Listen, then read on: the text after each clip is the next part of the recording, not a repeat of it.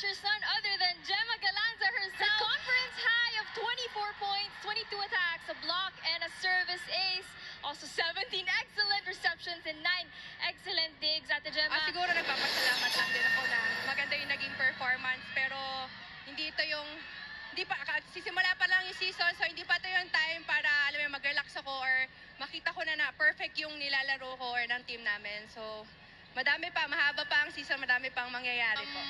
Errors? Guys, errors. Sure. Ayan, yung errors lang din and may mga miscommunication lang kami sa team. And syempre, nag-a-adjust yung kalaban. Sabi nga ni Coach, may kamay ang kalaban. So, lalaban at lalaban sila at alam naman natin yung Choco. Every time na kalaban namin, alam mo yung bibigay talaga nila yung best nila.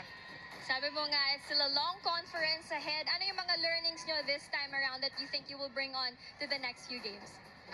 Siguro, sa sobrang tagal na nga namin magkakasama, alam na namin yung gagawin namin. Daming championship na yung lalaruan namin.